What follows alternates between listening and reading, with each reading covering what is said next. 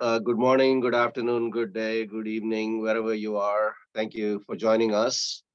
I'm Seshadri Balaji. I'm at Portland, Oregon, and it's actually sun's coming out today. It's 7 a.m. here in Portland. So, welcome to another session of Children's Heartbeat. We've got an interesting case, which I'll go into in just a second. But first of all, want to do some housekeeping stuff.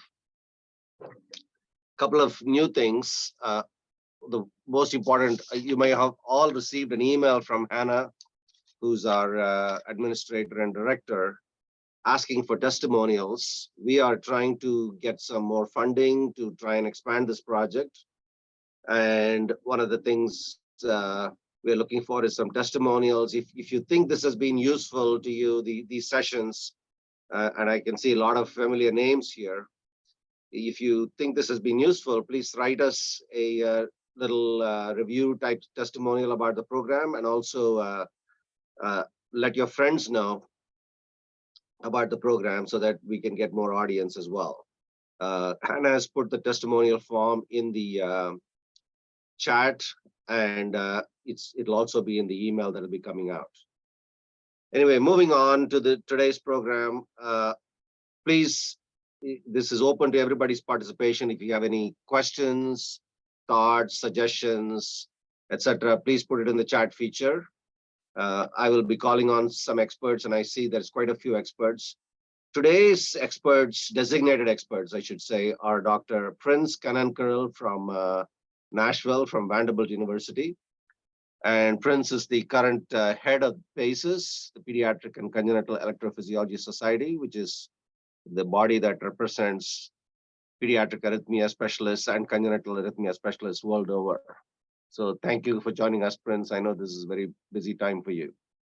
And the second expert is Dr. Brian Cannon from Mayo Clinic, who will also be doing the didactic at the end, who will be summing up the case, etc., at the very end of this program. So thank you, Brian, for your willingness to participate. The case actually happens to be one of ours, one of mine, and in the tradition of this program, the idea is, if you have an interesting or a difficult case for which you don't really know what to do, try and bring it to this program and get some experts to weigh in and hopefully help in the making the diagnosis and figuring out the management of the case. So this is a case that I wasn't sure how to manage. The presenter is going to be Meena Mostafa-Vifar, who's PA with our program. And Meena has kindly accepted to present this case. So thank you, Meena. And again, I will say this at the beginning, and I'll probably say it at the end. Thank you, Hannah, for everything you've done to make everything work smoothly in this program. So with that said, let's move on to the presentation. And Meena, let's share your slides, please, and get started.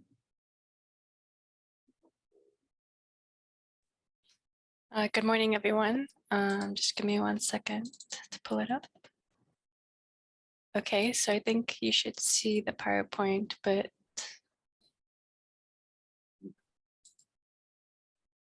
you could go to slideshow mode. Thank you. Okay. So here we have a case, and the question is to treat or not to treat. So this is an 18-month-old who was seen for their well child check, and on auscultation, they were noted to have an irregular heartbeat. They were noted to be gaining weight well, feeding weight, and meeting developmental milestones. Otherwise, they were asymptomatic. The EKG was obtained at that visit, and this is what the EKG looked like. Okay, I still see the other slides on the side panel. I don't know that this is in slideshow mode. I see. 1 second. If you go to the bottom and click, there's many ways to go to slideshow. Whoops, disappeared. Try sharing again. Yeah. Oh, good. Yeah, okay. Now it's perfect. Better. Okay. Now this is perfect. Okay. All right. Let's stop here and ask what people think about this. So, Prince, Yeah. This is the So- ECG. This is the ECG the referring MD sent me. Yeah, great. And so CCG shows a a regularly irregular rhythm. There's a little bit of baseline artifact, so it's which isn't uncommon in a toddler. But I think you can see pretty clearly the underlying rhythm is sinus rhythm, and then there are some early beats that are coming in again fairly regularly. The early beats are also a little bit wide, and so the differential here would be premature atrial contractions with aberrancy or premature ventricular contractions. Again, it's a little bit difficult when the baseline is this noisy, but I don't see anything that is an obvious PAC. And so if you look at the morphology of the wide beats, they have a sort of right bundle appearance to them. Just if you're just making it comparison between right bundle versus left bundle, and they do not have a very tall R waves in the inferior leads, which is sort of the most common form of benign PVCs that we see would be outflow tract PVC, so that they don't have that appearance to them. But I would say this looks like sinus rhythm with frequent PVCs, and just based on this tracing, I couldn't rule out that they're aberrantly conducted PACs. Sorry, fantastic. Thank you. Brian, do you have anything you want to add? I think Prince did a very nice job. I think when you see it, you look at it, they're narrow-ish, but just realize that what narrow is depends on a lot of different things. And part of it is if you look at the age, the younger the kids are, the more narrow the QRS is. So in babies, any QRS more than 80 milliseconds or 2 boxes is too wide, but that will look narrow on a monitor or possibly even narrow on an ECG. So I agree with Prince completely. If you look at it, there's not really any narrow beats, or there's no change in the way that these extra beats appear. So you'd have to assume that they're probably coming from the same place, but you can't tell from this if they're PACs or PVCs. So I think we use these words monomorphic, polymorphic, etc. Are these monomorphic? Yeah, all the non-sinus beats all appear to have the the same overall morphology. Great. Anybody else want to say anything? Peter, Shu, Tony, Yeah, any? I'm sort of trying to apply a piece of paper to the bottom of this screen here, and it appears to me that that these extra beats somehow or other do manage to reset the sinus node just a little bit. Mm. So, increasing the possibility that these are PACs, or perhaps these are early enough that they actually conduct retrograde and affect the sinus node. So I do think the sinus node is somehow or other being affected slightly by these extra beats. So that's a very interesting thing you bring up. It's a little tangential, but I think it's a useful teaching point. What do you mean by resetting of the sinus node? What exactly do you mean by that? Well, the sinus rate, when you do see 2 P waves in a row here, which is pretty frequent because this is sort of a trigeminal rhythm, generally speaking, the atrial cadence should remain unchanged unless something conducts back into the sinus node to affect that. And a PAC could be expected to do that, and rarely PVCs if they occur early enough, but not so early that the AV node is refractory. Rarely PVCs can also conduct all the way back to the sinus node and reset it. But this would be something, Yeah. So a little more likely to favor PAC. But I agree with Prince and Brian that I don't see any obvious P waves to suggest that. But we all know that can be hard to see. Sometimes P waves are very hard to see. If the if you see a slightly distorted T wave, that may help you, but that's in absence of evidence is not evidence of absence, as Donald Rumsfeld would say. If you don't see it, it doesn't help you that much. So I use the analogy of the egg timer to explain the sinus node and how it's going tuck, tuck, tuck, tuck, tuck. And when it goes ping, you get an action potential. And what I think Dr. Hesslein is saying is if it's a PAC, the chance of it penetrating the sinus node and resetting it back to where you started so that it has to take a longer time before it sets off a sinus node action potential creates this thing called a little delay in the sinus node, which is called resetting. So if you take a caliper, do a P2P, and then keep marching out, you can see whether the sinus beat that comes after the PVC is exactly on time, or a little later. If it's on time, then we would say there has been no resetting. If it's a little later, we would say there has been some resetting. There's some questions from the audience which are interesting, which I would like the experts to weigh in on. I think Brian's already weighing in. So Brian, why don't you take the question? Isn't it necessary to have an opposite polarity of T wave to the QRS to call it as a PVC? The answer to that is it depends on where the PVC is coming from. If you see it, yes, that is very highly evidence that it is likely a PVC. But if you don't realize that the PVCs can come from anywhere, including within the conduction system. So if you take a look at that, you may or may not have the opposite T wave morphology. The other comment I would make is PVCs usually have a signature coupling interval, and PVCs are like leopards; they don't really change their spots. So if you look at the relationship between the T wave and the QRS morphology, it's pretty uniform. It's pretty uniform across this tracing. In addition to that, the PVCs are really uniform as well. I mean, these extra beats are uniform as well. So if you look at that, you'd have to say, it's about the same coupling interval every single time and looks the same every time. I wonder if this is coming from one spot. And if it does, it has to be coming from the ventricle. Thank you. Okay, next slide, please, Meena. So this was a poll question. Okay.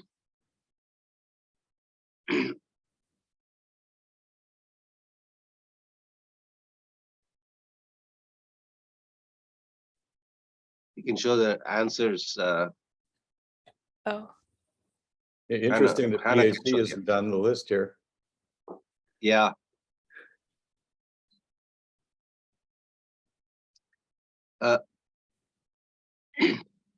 I think we can all agree this is not Wenckebach block. The reason we put it there is to bring in the whole concept of grouped beating, but this is not group beating. This is just every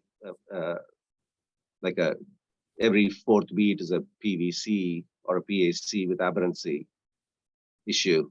So let's just move on. I think we have another interesting slide to follow this. Go on.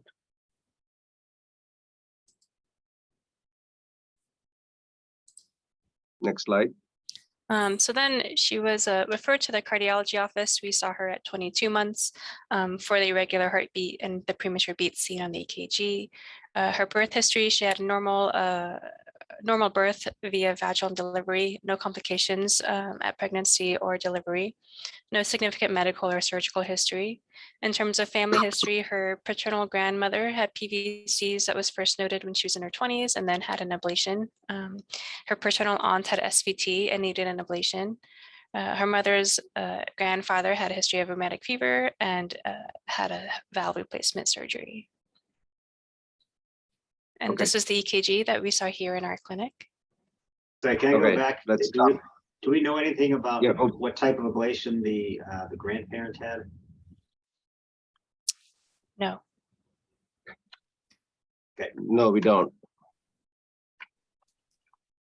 Let's go to the ECG slide and let's ask our experts. Okay, Brian, you take this first. Sure. I mean, if you start at the left of the screen, you can see that there are P waves and then narrow QRS, and then all of a sudden there is a wider beat that comes in. So once again, you're left with the possibility when you see a wider beat, either you'd see either atrial or junctional with aberrancy or ventricular. If you look at the initial portion of this, it's relatively narrow, but then the terminal portion is wide. So that tells you that at some point, some part of the conduction system may be involved. And then you see it go across. And then actually the interesting tracing is if you look at the second beat from the end, there's a P wave with a very, very short PR interval, almost non-physiologic, followed by another P wave after that. So if you look at that, there's no change in the QRS morphology. So when you see the P wave and the QRS that's close, that's probably not conducting. Therefore, you'd have to say this has to be coming from the ventricle. So, and I'll leave the description of like the specifics about the ventricular rhythm for later. But if you look at this, you've basically proven that this is a ventricular tachycardia. And also, if you look kind of in the middle of the screen, it looks like there's P waves that kind of march through at times. So it looks like there's VA dissociation with the ventricular rate being faster than the atrial rate. Therefore, it has to be a ventricular tachycardia. So, Meena, you may be able to show on your arrows, but you can see sometimes on the T wave, there is a little blip on it. If you look at lead, yeah, exactly. So it looks like the P waves are marching through. So there is AV dissociation, which, if anything, confirms that this is a ventricular rhythm. Anything else to add, Prince? Yeah, and this is where it's sort of semantics. So, as you said, that it confirms it's a ventricular rhythm. I think Brian used the term ventricular tachycardia. And so, what you see here is that the ventricular, I should say the wide QRS rhythm, the rate is, really just a little bit faster than the sinus rate. And then, of course, at the end, you see, the sinus rate sort of takes over again. And so, and of course, it'd be nice to see, more of this, but you'd probably call this an accelerated ventricular rhythm, which again is really just semantics, if you will. There's different definitions. It's either 110% or 120% of the underlying sinus rate. Anything faster than that, you call it true VT versus AIVR. But again, I think the concept here is that this this is.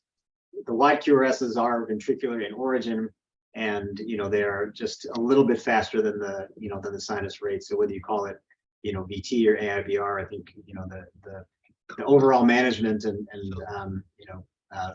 overall treatment is going to be similar. So AIVR meaning accelerated idioventricular rhythm. Correct. Yes. Okay. You know, So we have these terms that we use. Idioventricular rhythm, accelerated idioventricular rhythm, and ventricular tachycardia. Peter, were you going to say something? I would also, add that I'm curious here because it's not regular. Yeah. That's one thing that's a little odd. And also it appears that on the conducted beats that the PR interval is variable. Yeah. What do you make of that? Does that change anything for you? Well, I wonder if, perhaps the irregularity, maybe there are some aberrantly conducted beats that maintain the same QRS morphology. There's something a little fishy about the conduction system here, as well as the origin of this monomorphic accelerated rhythm. Yeah. Good. I think the irregularity also probably gets a little bit towards the underlying mechanism. We think these are probably automatic in nature, and not reentrant. And so again, you can see that irregularity with automatic rhythms, as many of the accelerated ventricular rhythms are. Yeah, although I would make one comment. I mean, I think Peter brings up a very, very good point that the PR interval varies. So why would it vary? well, the QRS duration is normal, everything looks normal. Why would the PR get longer? And the answer is, well, maybe that's because of what's called concealed conduction. Concealed conduction is whenever conduction happens, but you don't see anything on the ECG.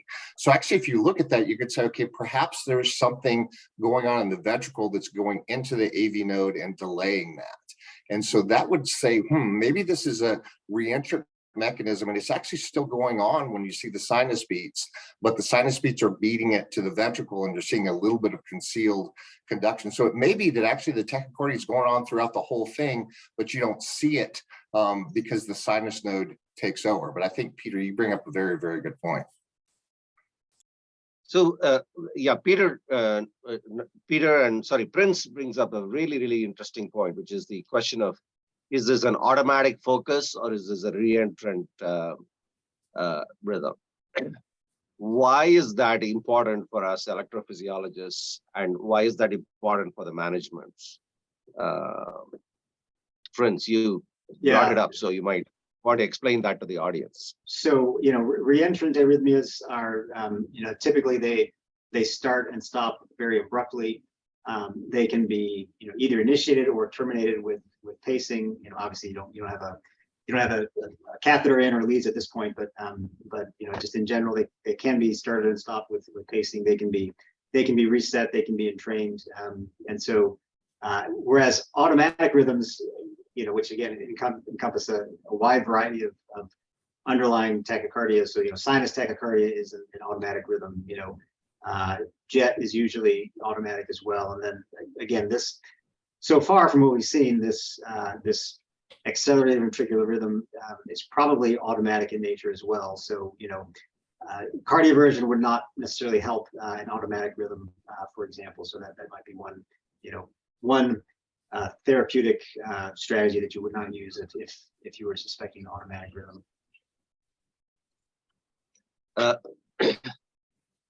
Sorry, can you repeat what you said at the very end? So I said that at the end, you would not do cardioversion for an automatic rhythm. Obviously, this patient's totally stable, you wouldn't consider it anyway. But if you're concerned about a wide complex rhythm that's sort of unknown, and you think cardioversion might be reasonable, again, recognizing that it's automatic would be important. Yeah, the reason I asked you to repeat it is because it's such an important concept. When it's very easy to look at something like this, get alarmed, think of it as ventricular tachycardia, and immediately reach for the defibrillator. Obviously, this patient is stable. That's number one. But trying to distinguish an automatic focal rhythm is very important because those don't respond to cardioversion. And so if you have a rhythm that's not responding to cardioversion, it may not be the fact that you're cardioverting them wrong or not giving them enough energy. It may be that the patient has a tachyarrhythmia that is never going to respond to cardioversion. So I think that's a very, very important concept. The other thing that I'm going to not bring in some of the terms that Dr. Prince said, such as resetting and entrainment, because I think those are probably will take us in a different direction and not be that relevant to this discussion. But one thing I do want to ask the experts, and maybe Brian, you can start here. Where is this rhythm coming from? Yeah, what about the geography of it? Yeah, and just one more thing to point out about the irregularity. There's a pattern to it. It's every other beat. It goes more narrow, more wide, more narrow, more wide. So there's a definite pattern to it, which would be unusual for a focal ventricular tachycardia because the PVCs all look the same, but there's a change in the timing cycle length every other beat. So when you see that, it brings back Balaji's point earlier about what's called grouped beating. I mean, there's a pattern to it. So if something's irregular, it can be irregularly irregular, which is usually either an atrial fib or a chaotic atrial tachycardia. But if there is a pattern to it, it suggests there's organized activity or some type of reentrant circuit. So going back to where it's coming from, the very first thing, fortunately or unfortunately in pediatric EP, we don't see that much ventricular tachycardia. For the adults, they could do this in their sleep, but for us, it's something a little unusual. So the approach that I always take is, well, is it coming from the left or the right? In this particular case, there's a right bundle branch block. Therefore, it's coming from the left side. And then where is it coming as far as high to low? Because as Prince mentioned earlier, the RVOT VTs tend to be the most common, but those tend to have a purely positive QRS and leads 2, 3, and AVF. So if you look at this, it's kind of biphasic or negative. So it's coming somewhere mid left ventricle. When you take a look at the initial portion, it's actually pretty narrow, which suggests that the conduction system is somehow involved. So you'd say this is coming from the left ventricle somewhere along near the conduction system. Anybody else want to add to that, Peter, in terms of the site of origin?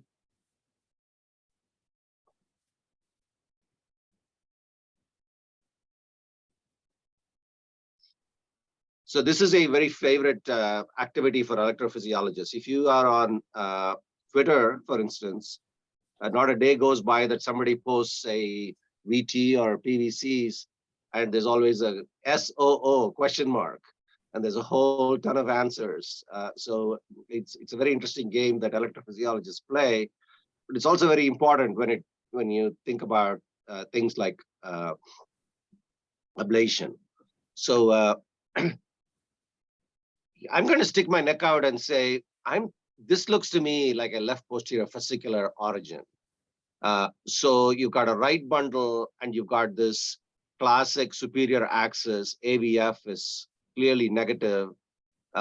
So many of you are pediatric cardiologists. Some of your repair tetralogy patients will have this exact kind of morphology in sinus rhythm. They will have right bundle branch block with a left axis deviation and this negative QRS complex, predominantly negative QRS complex in AVF, and that would be indicative of right bundle branch block with left anterior fascicular block. And if you think about it, you can get the exact. So it's coming down the His bundle. The right bundle is blocked. Of the two left fascicles, the anterior fascicle is blocked. So it's got to go through the left posterior fascicle, engage that, and then activate the rest of the myocardium. But if you have a PVC originating in that left posterior fascicle, it should give you the same morphology as you would have in your tetralogy patient, for instance, as an example. What do you experts think about my thought that this is probably a left posterior fascicular origin ventricular rhythm, accelerated ventricular rhythm? I think that's very plausible. We usually look for fascicular VT. Typically, it's faster and it acts more reentrant. Often in an older child. So it wasn't anything I was particularly thinking about, but I think that the ECG pattern definitely fits. Which brings us to the I think I'm sort of debating whether to bring in the word or not. It may not be that relevant to a lot of the cardiologists attending this session, but we have this entity called Bell-Hassen's ventricular tachycardia, right? Is this a form fruit of Bell-Hassen's ventricular tachycardia? What is Bell-Hassen's ventricular tachycardia? And is this a form fruit of that? Who wants to go take that question? Brian, do you want to take it? Sure, yeah. Bell-Hassen's tachycardia is reentrant tachycardia using the left posterior fascicle, which gives you a right bundle branch block and a left axis deviation with a relatively narrow upstroke of the QRS because it's involving the left posterior fascicle.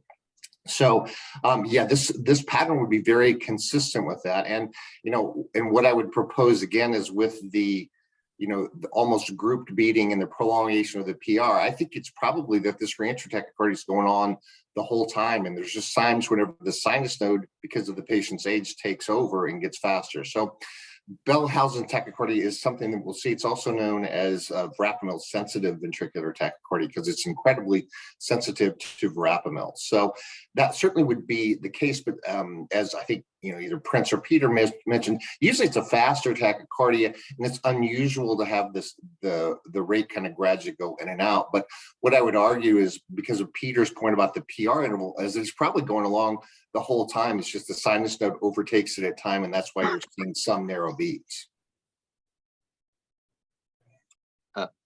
Yeah, so for the audience, Belhazen is thought to be due to some form of localized calcium overloading, and verapamil and the calcium channel blockers are classic treatment for that.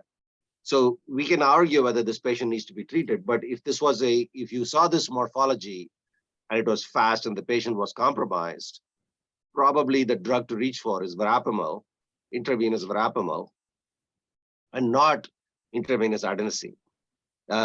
It's very common for these patients with Belhazen's VT to come to the ER, have a relatively narrow QRS because they originate in the bundle branches, and to be mistaken as SVT, get multiple doses of adenosine, sometimes even get cardioversion, and none of that works. And then you get called to say, we've got this very strange SVT that is not responding to anything. What do we do now? And you look like a genius by telling them to give some verapamil and see what happens. This has been something that, I've been in this genius category about 5 or 6 times in my life by doing this. So something to remember, it's a very, very specific morphology to keep in mind. So anything else anybody wants to say about site of origin or anything about this rhythm before we move on? I think the Tony, I haven't called you, you haven't said anything, and Shu, what about you? two comments. I mean, you're in the genius category every day No. in my books, and we don't want to get into the nitty gritty of it, but obviously, even the med students have seen the bundle branches and how fine they are in the left ventricle and the trabeculations carrying the conduction system. So one can imagine that there are maybe a couple of different circuits that the electricity is using to result in some, what we've been talking about, these cycle length variations. So it's not taking the exact same route. It could be doing a little, a figure of 8 or taking, a slower pathway and then a faster one. So I think that fits. So I don't think the irregularity is out of keeping with the origin we're talking about. Okay, next slide, please, Meena. So we did an echo, and throughout doing the echo, you could see that abnormal rhythm. However, her function was completely normal, and she had a structurally normal heart. Okay, let me stop you here. Is there anybody in the experts who would not do an echo on this patient? And why would you do it?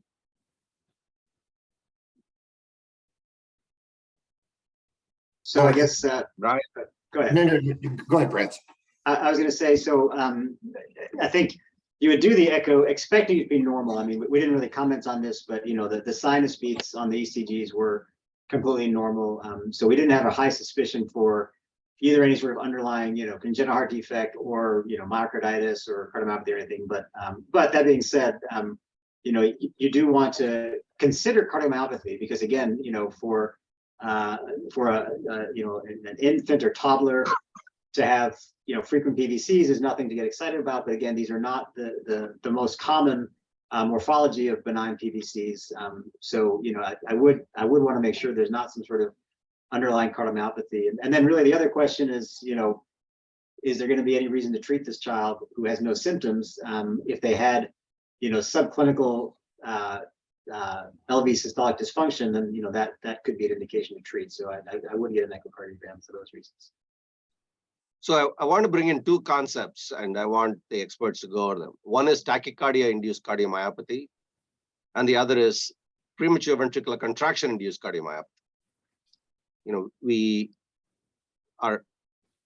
frequently deal with those 2 questions as electrophysiologists, but for the non-electrophysiologists, I think we should explain to them what those mean and what causes them.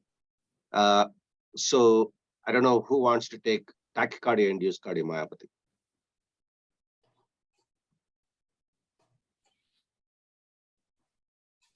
Tony, you wrote a paper on that, didn't you?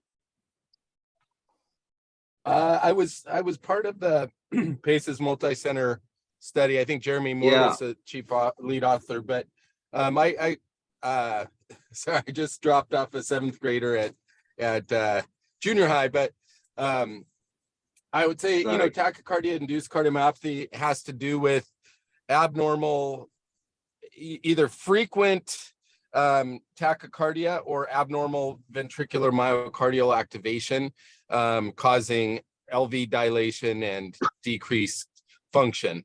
So, it has to do somewhat with the frequency of the tachycardia or ectopy, and also just with the abnormal myocardial activation over time, and depolarization, repolarization over time. But that's sort of how I'd summarize it. So most commonly seen in incessant tachycardias, whether atrial or ventricular, the patient being in tachycardia a lot of the time or all the time, eventually will end up in cardiomyopathy in a lot of patients. So this patient, if this patient is spending, I think the next slide Meena is going to show is the Holter monitor, but we'll come to that in a second. If this patient is spending a lot of time in tachycardia, just being in an accelerated rate a lot of the time, the good thing is that at least so far what we've seen is that the rate's not that fast. So the faster the rate, the more likely they are to be in a cardiomyopathy-like picture, and the more frequently the more likely they are to be. And then PVC-induced cardiomyopathy. That is a slightly different. Do you mind if I make one comment about tachycardia-induced? Please, yeah.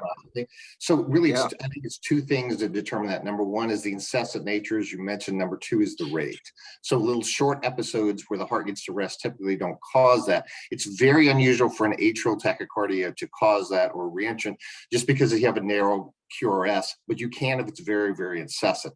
Susan Etheridge published a very nice paper about tachycardia-induced cardiomyopathy. She was lead author. And the interesting thing is we're not talking about days. Really, it takes 2 to 3 weeks for it to develop. So this is something that has to be going on for a long time. So when we get concerned about a patient having 20 episodes of 2-second tachycardia on a Holter, that's much less concerning. If the rate's 250, then a patient who has 160 and is 160 all the time. So I think it's the duration that they're in the tachycardia and the rate, and it does take a very long time to develop. So sorry to interrupt you, Balaji. No. Thank you for that excellent point. Excellent. I remember seeing I think the first patient I saw with tachycardia-induced cardiomyopathy, when we went back at the chart and looked at it, had been in a tachycardia that was an ectopic atrial tachycardia, but seemed like the patient had been in it for at least 5 years. Came in with a very, very bad heart, was on the transplant waiting list. And then we found, but why is this patient tachycardic? We explored that, proved that the patient had been tachycardic for 5 years, successfully ablated, and then everything resolved. So that was a huge learning case for me. What about PVC-induced cardiomyopathy? Actually, just one more comment. If there's one study where they looked at patients who came in for heart transplant, and around 7% had an incessant arrhythmia. So it's always a chicken and egg thing. Is it the poor function is bad, the function is bad, so the heart rate's fast, or is it the fast heart rate that's making the function? So always something to strongly consider, because you saved that patient from getting a transplant, Balaji. So sorry, once again, sorry to interrupt. Sorry, just a comment. No. I'm really glad you interrupted. Please interrupt. Sorry, a quick question. Shu, are you saying something? Yeah, just this is sort of a concept that I think many of us see in a neonate or a young infant. They may present with very severe dysfunction after just 24 or 48 hours of SVT. That's not an uncommon scenario.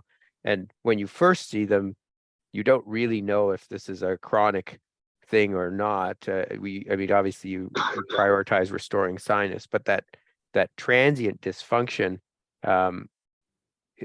can develop relatively rapidly. So, at what point does it switch over to cardiomyopathy or so? I think that's the tricky thing that no one knows about, in terms of the chronicity and the timeline. But the presence of dysfunction at presentation is not uncommon. Great point. But usually in my experience, if it's a short duration, the ventricle hasn't gotten bigger. It's poorly functioning, but it is still relatively on the small side. the longer it goes on, the ventricle starts to dilate. And when you have a big baggy ventricle that's poorly functioning, that points more towards chronicity. Totally agree. Yeah. What about dyssynchrony? PVC causing dyssynchrony causing cardiomyopathy. When this patient presented as PVCs, at what point should we worry that a patient having a lot of PVCs is at risk of cardiomyopathy just from having a lot of PVCs? So Prince. Balaji, I'll start. Yeah, I think so that's a really good question. There's some adult data that shows, I think it's out of Michigan, that once the PVC burden is more than 30% or so, the risk of PVC-induced cardiomyopathy goes up significantly.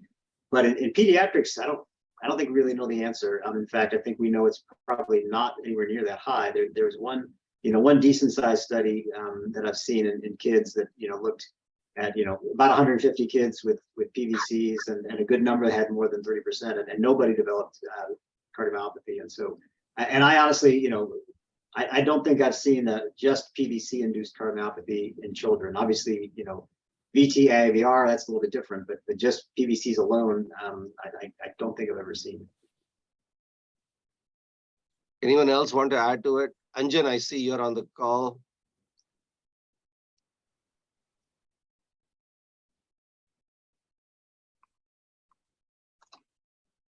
Okay. Well, Um, Balaji, I would just add the analogy of pacemaker-induced, which is, dysenergy, chronic dysenergy does, very definitely have a risk of causing cardiomyopathy. So, and at the rates that we're So seeing in this pacemaker, case, I yeah. think it's a reasonable consideration, a concern that you might have.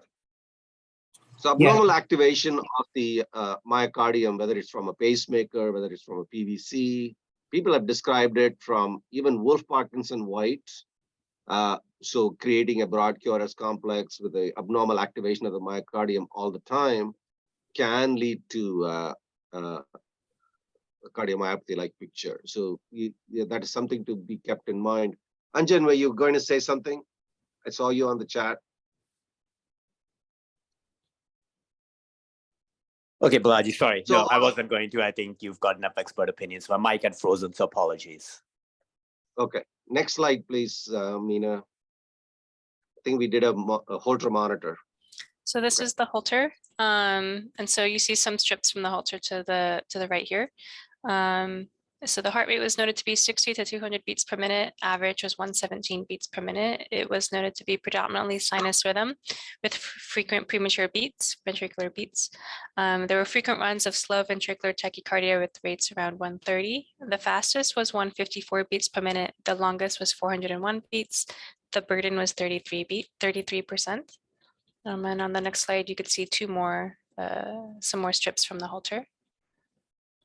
Great. So he's going in and out of it. And that's a nice summary of the Holter monitor. Can you go back to the previous slide, please? So the big question that I have, which is the whole reason I brought this case to this forum, is should I treat or should I not treat? So Balaji, can I ask one other question? What's the heart rate trend? This is actually something where I really like to look at the heart rate trend. Does it go down when he goes to sleep? Is there variability in it? So yeah, these are great tracings to show that it breaks, but knowing the average heart rate and seeing that there actually is time for the myocardium to rest actually might be important in making that decision. Excellent point. Thank you.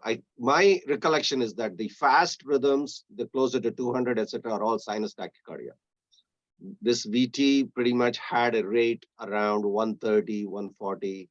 And I think the fastest in this ventricular rhythm was in the 150s.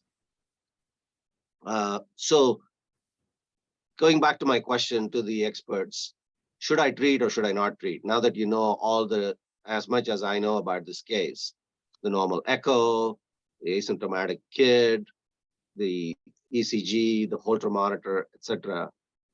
What would you do next? So I'll start by saying I think there's a variety of things you could do. If I were seeing this patient, I probably would not start any treatment at this point. Again, you said asymptomatic normal function. And again, there's a high, ectopy burden on the Holter. But as you said, the faster heart rates are sinus. So, for example, if you were to treat, probably the safest thing you could do would be a beta blocker, and that might just lower the sinus rates and make you have actually more ventricular ectopy. So I'd probably not treat, I would follow, see them back with, periodic echoes and Holters just to make sure nothing's getting worse. But that would probably what I would do, recognizing there's probably lots of ways you could go. Brian, would you do different? Yeah, I always ask myself, what am I treating? Am I treating myself or am I treating the patient? So if you look at this asymptomatic baby, frequent ectopy, but no symptoms and nothing on exam with a normal echo. And, although Shu brought up a great point, you can see some acute dysfunction, but really for this to be a tachycardia-induced cardiomyopathy or to have a longer effect, you're going to need to be in it for a very long period of time. So if the heart rate variability were pretty normal, I'm just treating myself. And so if I'm just treating myself, I need to go to the bar rather than go to the pharmacy. That's a great point. That's I need to write that down and use it again. Anybody among the electrophysiologists who are participating? Mohammed, I saw you, I think, on the thing. Yes. Yes. Hi, Dr. Balaji. Yeah, I would not treat Hi, as well. Mohammed. But I will monitor very closely. I agree. I would not treat. I think Is there part of anything we need to?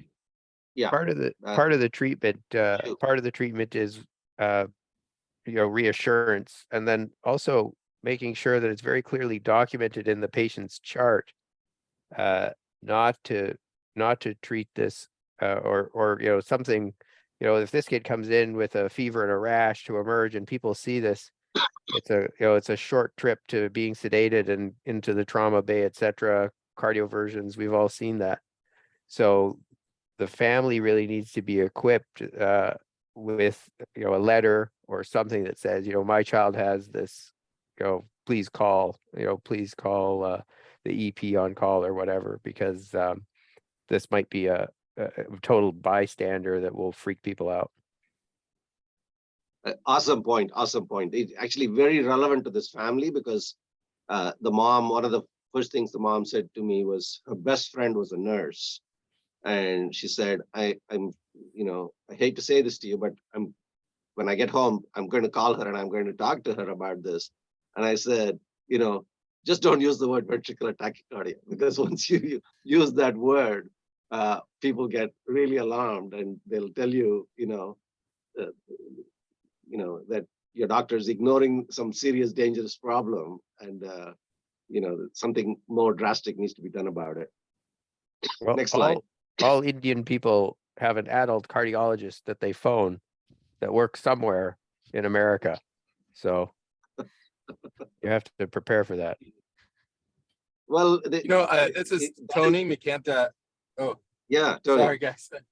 Yeah, I guess I'd be the oddball that would treat this, and maybe it's to keep me out of the bar, like what Brian would say, but I think when my threshold for treating ventricular ectopy, but rightly or wrongly, is right around 20-25%. Just maybe fearing for that dysynchrony or that tachycardia-induced cardiomyopathy. I also think that I guess these longer runs of the tachycardia worry me a little bit more. And I think also for the reasons that you guys are talking about, that just other treatments or going to the hospital for other reasons can lead to morbidities with this, iatrogenic morbidities. I would probably treat this actually, and I'd consider starting verapamil as the starting, which then we have to think about ventricular function. But I think it'd be interesting to see, first of all, verapamil decrease the ectopy and decrease the burden. But also, I think just generally this patient would have a better course being in. Well, I'm really glad you're giving a different point of view, one of the problems I'm having with this is verapamil is very difficult to use orally. It has a very high first pass hepatic metabolism. The bioavailability is very low, like something like 10%. You have to use it like Q4 or Q6 hourly if you're really going to use it. And the long acting or the extended release preparations are fairly large tablets or capsules that, I wouldn't expect a toddler to be able to take. So how do you treat with verapamil in a child like this? Yeah, I mean, Oh, sorry, go oh, ahead. go ahead. What I was going to say is that there's two kinds of extended release. There's different formulations like metoprolol that has a tartrate and a succinate. So you can cut those in half. You can do other things. There's others that actually have a extended release tablet. So it's actually the tablet that slowly releases the medication, which is exactly what verapamil is. So you're basically giving the short acting, but it's the tablet that takes a while to dissolve. So you can't cut them in half or anything else. So then you're stuck with trying to find somebody who'll make a liquid preparation that you have to give very frequently. So I'm sorry to interrupt you, Jenny. Go ahead. Yeah, go ahead. Yeah, Tony, go ahead. I think I've had I think I currently have 2 or 3 kids on verapamil right now and there's a pharmacy that can make a good liquid preparation. They do usually need to have it at least 3 times a day, but I don't think that's another part of the burden upon the parent to give a 3-time-a-day medicine to a kid this age. But I don't think it's impossible either. Okay. In the past, when I've had a similar patient, I remember a patient about 5 or 10 years ago who had a really fast Belhazen VT, came in and a very, very small child, about a year old, if I recall, actually ended up putting them on amiodarone for a while, using it for its class 4, for its calcium channel properties, rather than for its class 3 properties. And that worked very well. But verapamil, I haven't had much success using it in very small children. And as Brian said very rightly, beta blockers or Prince said, I can't remember who, beta blockers are usually either both ineffective and probably increase the burden of the tachycardia by slowing the sinus rhythm. Question from the audience was, can I make one more comment about the calcium channel? Yeah, please. Just realize that there's a relative contraindication less than 1 year of age because the neonatal myocardium is very calcium sensitive. So it can cause AV block, and there are old reports for people who are old like me of sudden death with that. So less than a year of age, it used to be contraindicated. Now it's used with caution, but I almost never use it less than 6 months of age. And between 6 months and a year, I have to have a really, really good reason. After that, you still have to use a little bit of caution because it really can slow down both the sinus and the AV now. Is that for both oral and IV or only for IV?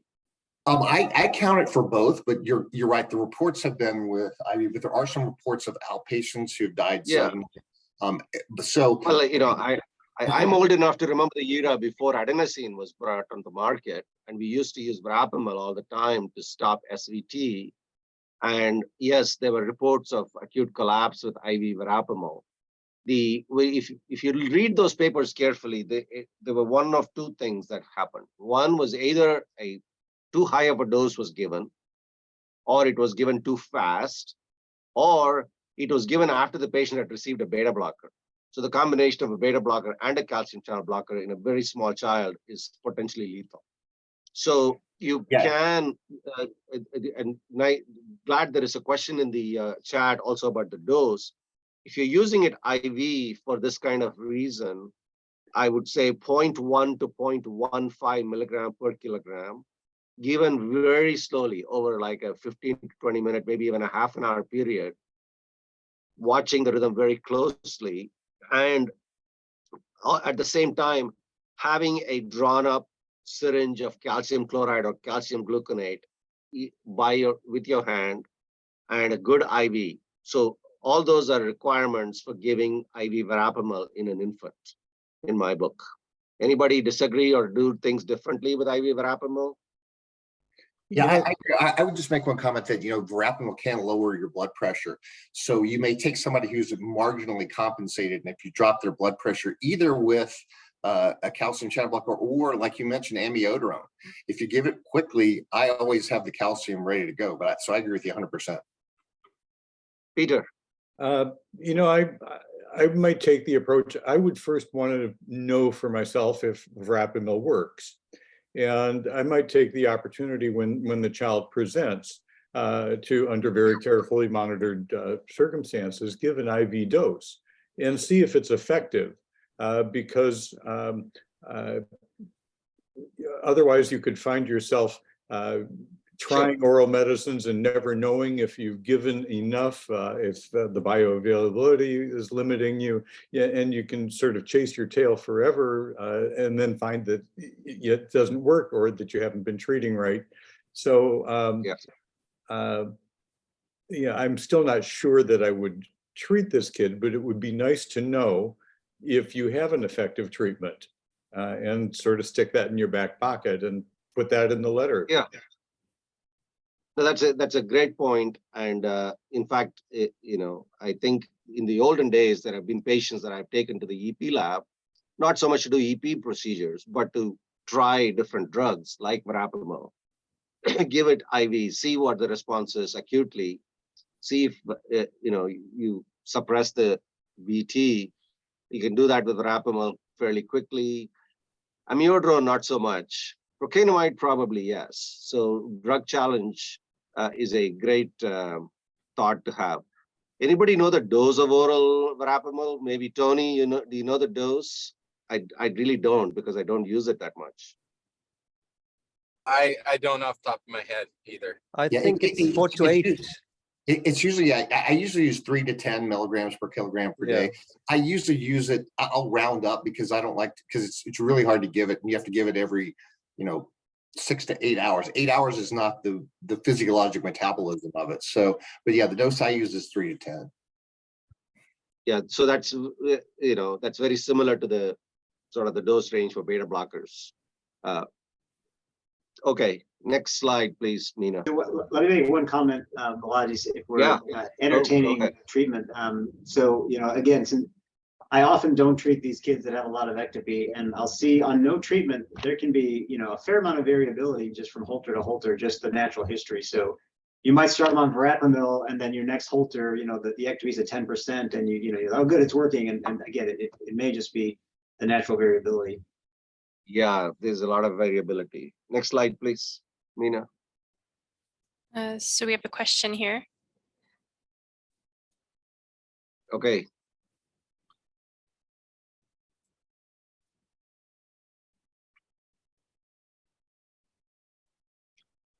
So this goes to the question of, what people think in terms of whether to treat it or not. The more concerned you are, I guess the more likely you are to treat it.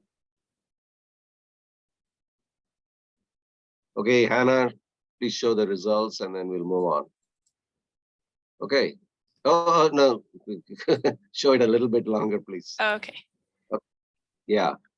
So the ventricular PVC or tachycardia burden of 33% seems to be the one that's concerning for many people. There was a question earlier on, which I kind of skimmed over, whether this patient was at risk of syncope.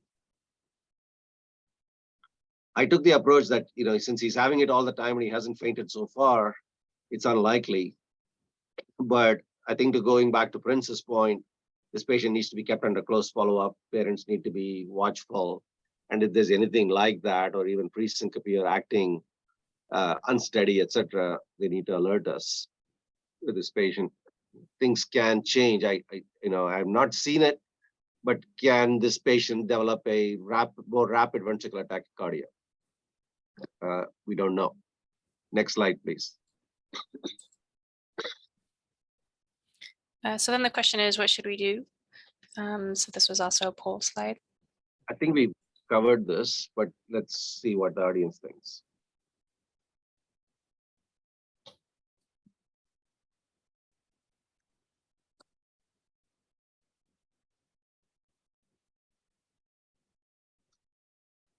Please show the result, Hannah.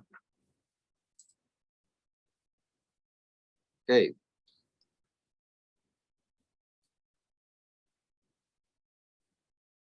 I'm surprised 13% say treat with a beta blocker. After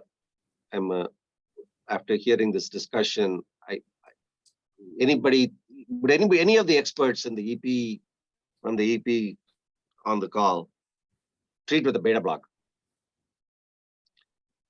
Because I think treating with a beta blocker does what Brian said, which is treating myself rather than treating the patient.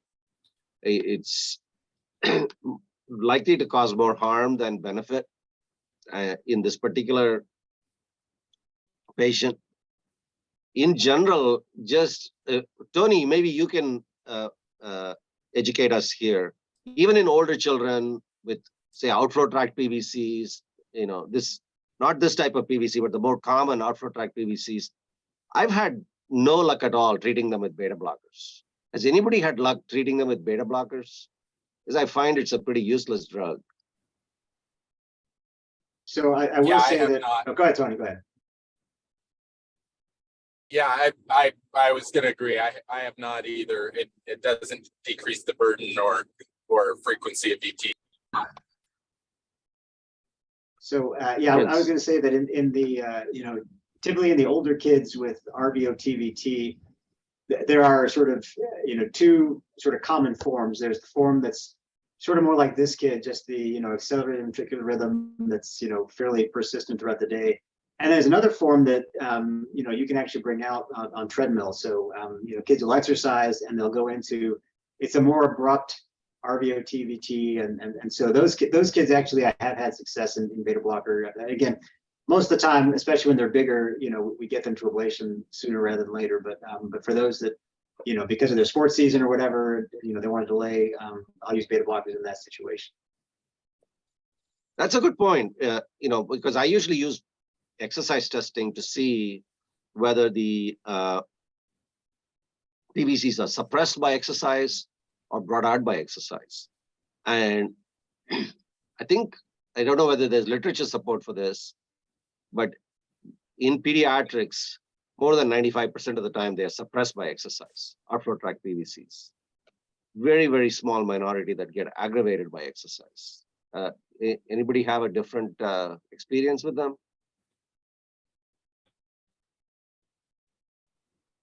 And I always use suppression with exercise as a good prognostic sign, although I haven't been able to find literature support for that. But Tim Garson said that in the first edition of Gillette and Garson's textbook, and I went back and looked at his reference for it, and there was none. So I don't know where he made it up. Peter, you were there in that era. I don't know, did you guys, what did you guys do in Houston in those days? I don't think we used a lot of beta blockers.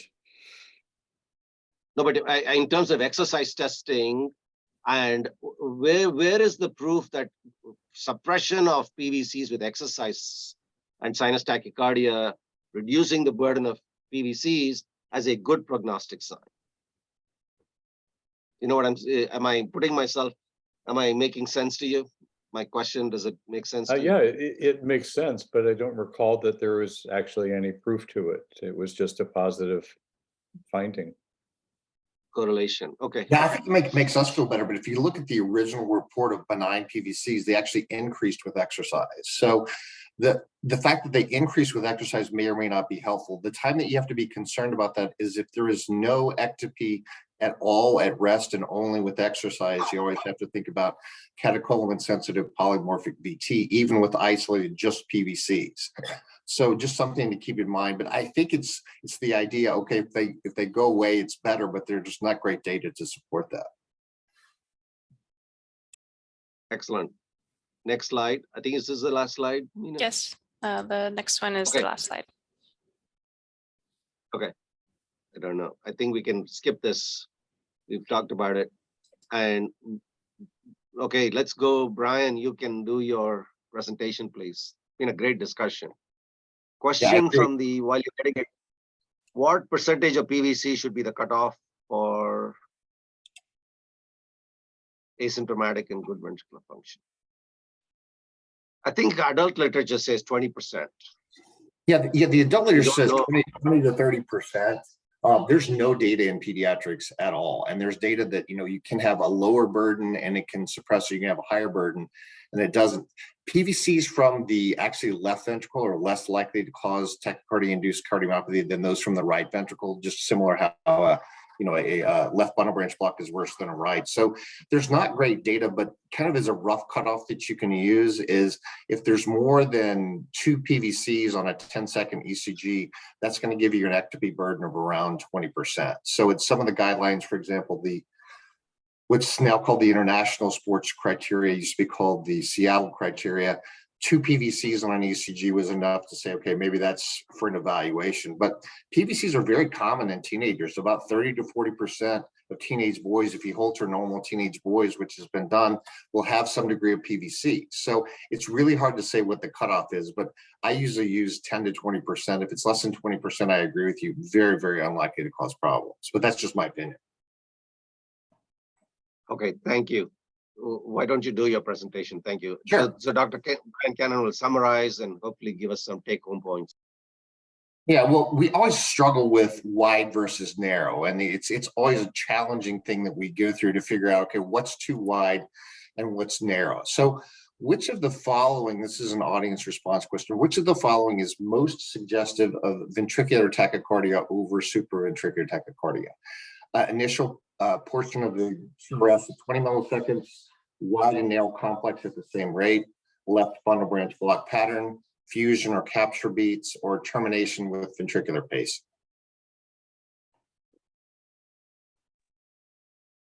To be fair to the audience, Brian, I don't think we've gone through much about what are fusion and capture beats. Sure. Yeah, no, I'm gonna go through that in the next slide. Yeah, I'll go through that in the next slide. So we can probably, yeah, very good. So we'll talk a little bit about that. And so if you take a look at it, fusion or capture beats. So if we look at ventricular tachycardia versus supraventricular tachycardia, and like I say, in pediatrics, we don't deal with that much ventricular tachycardia. So you should always assume SVT with aberrancy, but there are some clues. So sinus capture beats, what is the sinus capture beat, as Balaji mentioned? Well, if you take a look, if you have a wide complex tachycardia, and then all of a sudden you have a narrow beat that comes in early, and you can sometimes see a P wave before it, that's what's called a sinus capture beat. So usually if you're going to have a beat come in early, it will be wide if it's aberrant. However, if it comes in early and you see it's narrow, that is what we call a sinus capture beat. In addition to that, you can sometimes see the P waves march through, as we saw in that previous tracing. So that's what AV dissociation means. It means that there's no relationship between the atria and the ventricles, but the ventricular rate has to be faster than the atrial rate. But this is a so-called sinus capture beat, which according to the AHA guidelines on the management of adults with SVT is one of the best criteria. If your QRS duration is very wide, more than 140 milliseconds, more likely to be from the ventricular myocardium. If there's not a typical left or right bundle branch block pattern, or if the R wave peak time, which means the start of the R wave to the peak is greater than 50 milliseconds. There are exceptions to that, and I'll show you examples. Or if there's what's called precordial concordance, which means if you look at V1 through V6, all of the QRSs are either upright or down going, but they're all the same throughout. That's very unusual to see in an SVT and suggest ventricular tachycardia. So if we talk about this particular thing, it was actually Doug Zipes who described this left posterior fascicular VT in 1979.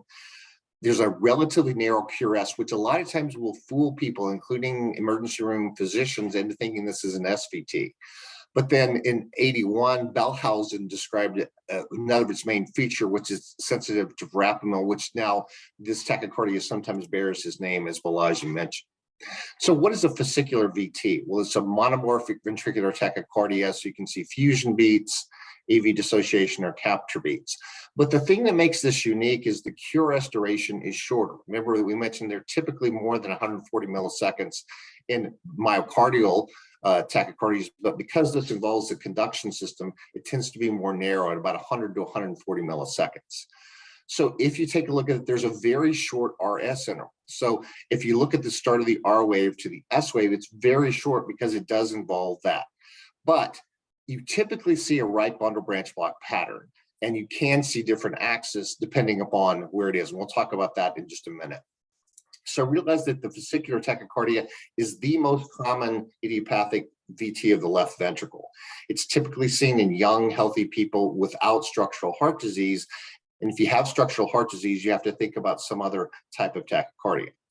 It's very catecholamine sensitive because it's part of the conduction system and can be precipitated by exercise, excitement, and infection. Verapamil is the first line of therapy, and it's also known as verapamil sensitive VT or Bellhausen's VT. So if you take a look at it, there are different types of VT, and I'm not going to spend a lot of time in this. Realize that the majority of it is a left posterior fascicular. So that will give you a right bundle branch morphology and left axis deviation. So if you look at that tracing, you'd say right bundle branch morphology, left axis deviation, and narrow first portion of the cuirass pretty much gives you your diagnosis of a left posterior fascicular VT. But realize it can come from the anterior fascicle or upper septal fascicular. So if you have a right bundle branch and a right axis deviation, it can come from a different area. And that's for the electrophysiologist in the audience. I don't think you have to know that unless you're planning to take this to the lab. So if you take a look at this, this is not an automatic focus. It's actually a reentrant focus of the left posterior fascicle going through and exiting the myocardium, and then it's a reentrant circuit that's here. So that's interesting. And when you talk about how you induce it, how you terminate it, and what medications work. So if you take a look at this, this is another example. Right bundle branch morphology, broad complex tachycardia with a narrow initial upstroke. Then there is, if you take a look at this, you can actually see that there are P waves that march through that are dissociated. So you can say it's coming from the ventricle because we see a sinus capture beat and you see the P waves march through, but also there's left axis deviation. So there's a negative, there's more bigger F wave than R wave in lead AVF and 1. So that would give you left axis deviation. There's P waves that march through. And then if you look at this, you can tell that they march through pretty regularly. So the ventricular rate is faster than the atrial rate. And then you see this sinus capture beat here that gives you your diagnosis of a ventricular tachycardia. So another audience response question is, which type of ventricular tachycardia is most likely to be terminated by adenosine? Because when we think about termination with adenosine, we always think supraventricular tachycardia. But Jerry Maguire said, show me the money. I want to see the tracing. I want to see this tachycardia break. So I don't know if we can go to an audience response for this.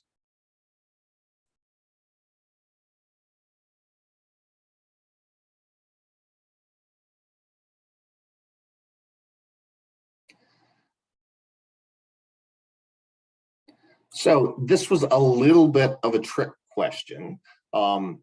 Actually, the answer to this is.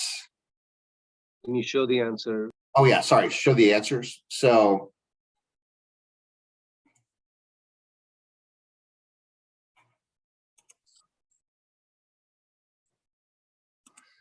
So actually the answer to this question is a right ventricular outflow tract tachycardia. So just realize that even though the conduction system is involved, so it makes sense, most of the time these left posterior fascicular tachycardias are not responsive to adenosine. You may see VA block, but they will not respond. But just because a tachycardia responds to adenosine does not mean it's supraventricular, because the right ventricular outflow tract tachycardias are usually sensitive to the cyclic AMP triggered areas, and it can be induced by atrial stimulation sometimes. So you may be able to induce both the left posterior fascicular tachycardia and an RVOT tachycardia from atrial stimulation. So what do we do for acute management? Well, that's where the echo comes into play, because they may respond temporarily to cardioversion because it is a reentrant tachycardia. But in general, first line of treatment is verapamil. So IV administration of 10 milligrams in adults, like we said, I usually use a smaller dose, like Balaji said, 0.1 milligrams per kilogram. just realize that these verapamil sensitive tachycardias are really, really difficult to get them out of. So vagal maneuvers, adenosine, beta blockers, none of those work. But like Balaji says, you can be a magician. You tell them this, and as soon as they start giving the medication, it will break. Also 1A and 1C drugs, so medicines like flecainide, procainamide, also amiodarone can be effective. So what do we do with chronic management, which is really where this comes into? So verapamil may be helpful in patients with mild symptoms, but when symptoms are severe and the pharmacologic treatment is not effective, you can consider catheter ablation, although this would be pretty young. Pretty good success rates, around 85 to 95%, but there is a recurrence rate of around 5%. And the complications from ablation are pretty small. However, 20% of patients will experience a breakthrough episode despite treatment with oral verapamil. And at that point, you have to consider another option. Ablation can be considered in patients more than 15 kilograms, pretty good success rate.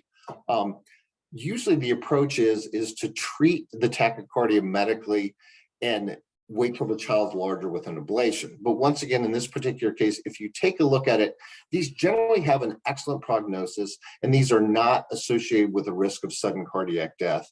They're not typically associated with cardiomyopathy, and there's really no long-term issues after ablation. So if you take a look at this, this is something that you would say, okay, even though the Holter looks like frequent episodes and they're relatively fast, does break, the function's normal, you could probably wait. So I've included some references in addition.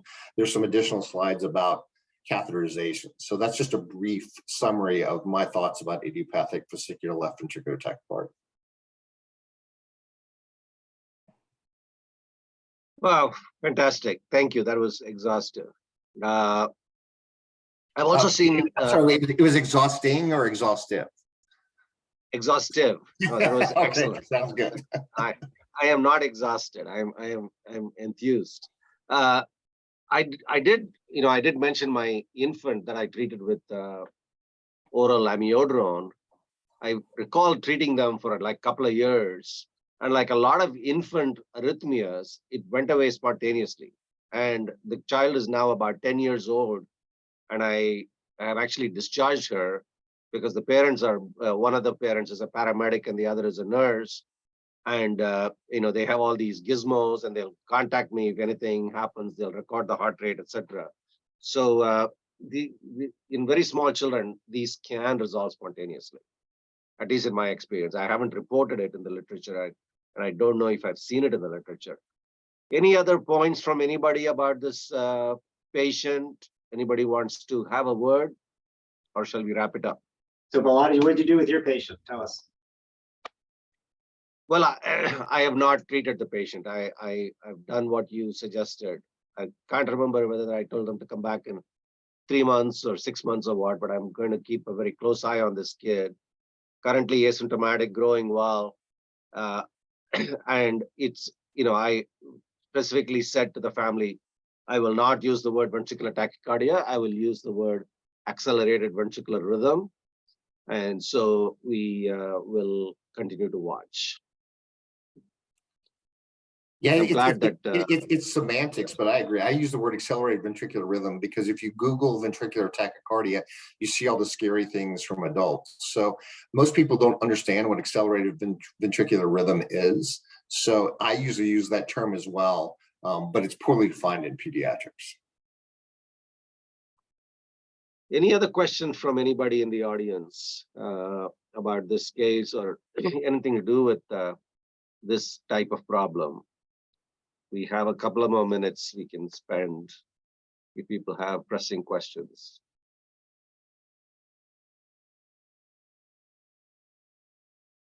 Okay.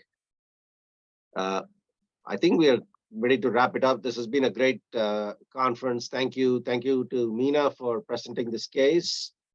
Thank you to all our experts, including Brian and Prince, who stepped up. And Brian, great summary didactic at the end today.